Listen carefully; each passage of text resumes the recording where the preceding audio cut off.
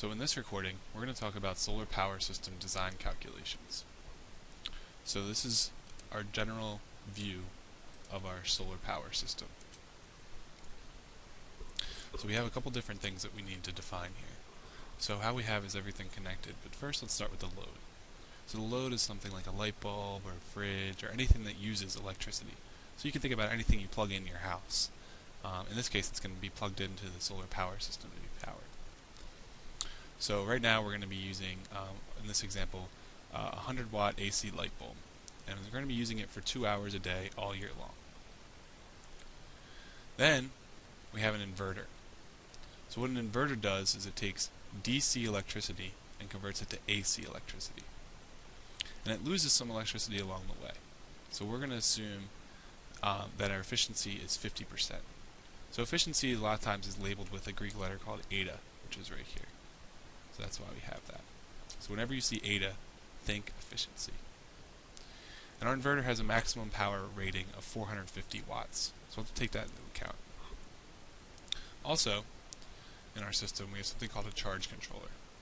So what a charge controller does is make sure that the battery is not too overloaded or too drained, because batteries don't like to be overcharged or undercharged. So that's what the charge controller does. So it's really the decision maker of the solar power system.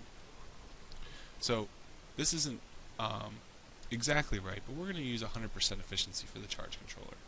Normally it's around 80 to 90%, maybe a little higher, but just for simplicity's sake, we're going to use 100% efficiency.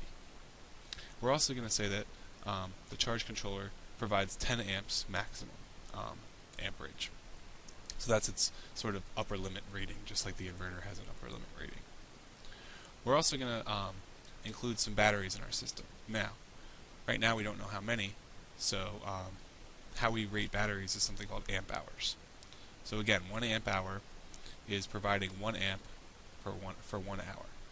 So we're going to say our battery capacity, each battery can hold 5 amp hours. So we'll have to figure out how many we need for that. Then we also have our solar photovoltaic modules, which take electricity from the sun, or take sunlight from the sun and make electricity. And we're going to say they're 20 watts each. So again, we're going to have to figure out how many of those we want. The other thing we have to note is that everything but the output of the inverter is 12 volts, and it's DC. So from the solar module to the charge controller is 12 volts, from the charge controller to the battery is 12 volts, and from the charge controller to the inverter is 12 volts. That's all DC. Then the inverter outputs 120 volts AC, just like what you use in your home. Okay, so that's the overview of the system. So how do we choose how many of these components we need? So we want to start with all the steps to solve for designing a solar power system. So we start with how many inverters we need. So that's step 1. Then we figure out how many charge controllers are needed for step 2. We calculate how much the load uses per day. So we can calculate in step 4 and 5 how many solar panels and batteries we'll need. Okay, so we're going to go through this step by step. The first step is we have to figure out the input power to the inverter when the load is on to decide how many inverters are needed. So let's start by finding out the input power of the inverter. So if we remember, the general efficiency equation is that the efficiency equals the output power over the input power. And so since we know from the previous slides, we know the output power of the inverter and we know the efficiency of the inverter, we solve for the unknown, which is input power. So input power equals output power divided by the efficiency of the inverter. Then we plug in what we knew from the first slide and we solve for input power, and the output power again was 100 watts and the efficiency was 50%, so we get an output of 200 watts. So we know that the maximum power rating of the inverter was 450 watts, and since the power that we're supplying to it is 200 watts, we only need 1 inverter. Now this would, if we got greater than 450 watts, we would need more than 1 inverter. Okay, so that's step 1. Now step 2, we want to figure out the amperage the charge controller provides to the inverter to decide how many charge controllers are needed. Okay, so we know the power coming out of the charge controller to the inverter is 200 watts. So we have to figure out what the current is, though, because the charge controller is rated with a current rating. So if we remember that power equals voltage times amperage, we can again rearrange the equation for the unknown. That amperage equals power over voltage. And the power is 200 watts, and the voltage is 12 volts. So the amperage is 16.67 amps, coming from the charge controller and going to the inverter. Since our rating is 10 amps, and we're drawing 16.67, we need two charge controllers, because then our rating will be 20 amps for those two charge controllers. Okay, so now, to start our calculations for our solar panels and batteries, we first need to calculate the energy the load consumes in kilowatt hours per day. So we know that the light bulb consumes 100 watts for 2 hours per day. That was given. And we need to convert that to kilowatt hours per day. So how we do that is we start with 100 watts. We first convert to kilowatts by knowing that 1 kilowatt is 1,000 watts. Remember, kilo means 1,000. We also know that it uses 2 hours per day.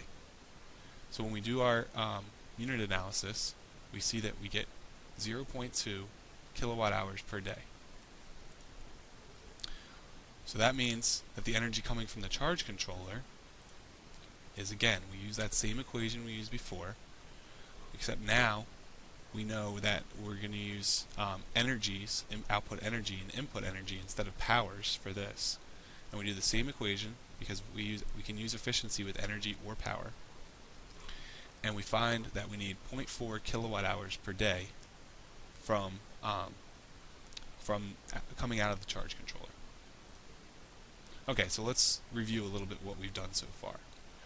We found that we need one inverter and two charge controllers.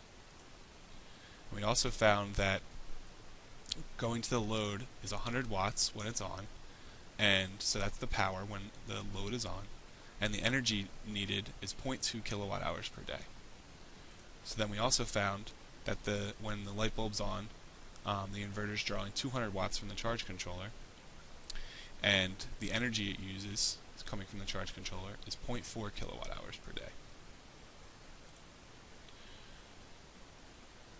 So what that means is we need to supply either from the battery or from the solar module that 0.4 kilowatt hours per day. So that's what we're going to talk about next, is how we can do that. So step 4 is to calculate how many solar panels you'll need in a certain location. Okay? So sunlight varies over certain locations. So what you're going to need to do is figure out how sunny it is in your actual location. What's nice is that the National Renewable Energy Lab has a program called PV Watts, which is very easy to use and is a simulation to figure out how sunny your area is. I've also made another instructional video on how to use PV Watts. We're not going to go over that right now. What we're going to go over is how you use the results from PV Watts. So I ran PV Watts for Wilmington, Delaware. You can see the city and state here. And what we're going to look at is how that performed over a year.